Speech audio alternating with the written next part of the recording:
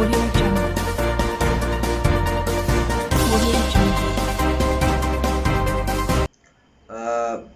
72 खरब का वफाकी बजट पेश कर दिया गया। अब बजट पे डिटेल्स तो हम बाद में भी बात करेंगे, लेकिन इनिशियली ये जो बजट है तहरीक इंसाफ के मंशूर से बिल्कुल मुतसादिम है।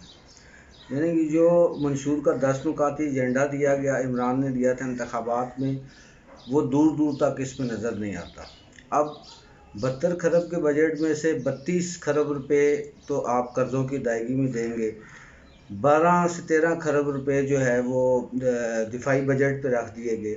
यानी कि जो पाकिस्तानी अवाम के लिए 72 खरब में से बनता है वो आम आदमी के लिए कोई 27 खरब का बजट बनता है। अब 27 खरब में भी यानी कि आप ये देखें कि सेहत पे 30 अरब रुपया दिया गया, एजुकेशन पे 30 अरब रुपया दिया गया।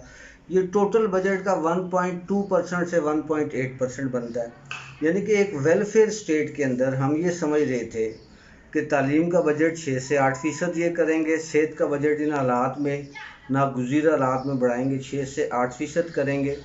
और फिर तकरीबन 2.25 करोड़ लोग इस वक्त जो हैं बेरोज़गार कर गए हैं, उनके रोज़गार के लिए कोई तजावीज़ बजट में नहीं दी गई।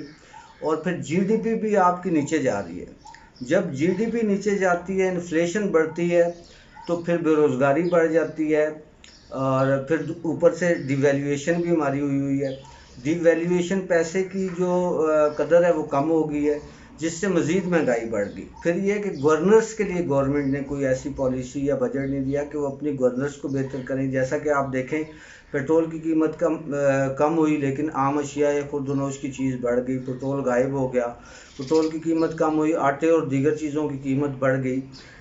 यानी कि बेड गवर्नर्स के साथ ऐसा बजट देना और फिर ये कहना कि आपने कोई टैक्स नहीं लगाया, ये तो वाज़े झूठ बोल रहे हैं। आपने टैक्सेस लगाए हैं। अगर आपने टैक्स नहीं लगाया तो आपने टैक्स कम भी नहीं किया।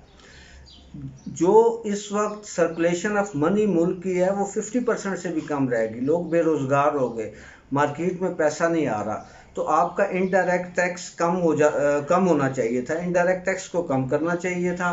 फिर जिस तरह होटल्स की इंडस्ट्री हमारी तबाह होगी, 1.5 से 0.5 तक टैक्स कर दिया गया, हालांकि वो ज़ीरो बल्कि उनको सब्सिडी देनी चाहिए थी।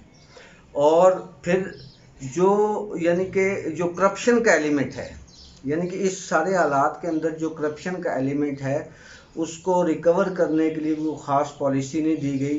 सरकारी मुलाजमीन की सैलरीज़ में, पेंशनर्स में इजाफ़ा नहीं किया गया। मैं ये समझता हूँ कि ये मौजूदा हालात के तनाज़ुर में एक गैर मुतवाज़न बजट है। इससे बेहतर तजावीज़, इससे बेहतर बजट किया जा सकता था। फिर आप ये देखें कि जब बेरोज़गारी बहुत ज़्यादा बढ़ जाती है, मतलब 3.25 करोड़ के करीब लोग बेरोज़गार हो गए, तो छोटे कारोबार के लिए एक कर्ज़ा मुहिम शुरू की जा सकती थी। मतलब मुल्क के हालात के तनाज़ुर में इस वक्त अगर आप किसी को 15 से 20 हज़ार में छोटा सा एक कर्ज़ा बिज़नेस के लिए देते हैं, वो रेडी भी लगाता है, तो कम से कम वो 1000 रुपये शाम को साथ लेके जा सकता है। आपकी जीडीपी 5.8 से माइनस में जाने का ख़दशा है, इन्फ्लेशन आपकी बढ़ रही है, बैरूनी कर्ज़ों में आपने पैसा आपकी डिवैल्यूएशन की तरफ वजह से आप ज़्यादा दे रहे हैं। तो ऐसी सूरत हाल के अंदर एक मुतवाज़न बजट की ज़रूरत थी, जिसमें पैसा भी मार्केट में आता। जब पैसा मार्केट में आता तो फिर उसकी सर्कुलेशन से आपका इनडायरेक्ट टैक्स जो है वो ख़जाने में ज़्यादा चला जाता। जो आपने वसूलियों का हदफ रखा है वो इन हालात में जो आप गवर्नमेंट कह रही है वो तो नामुमकिन है।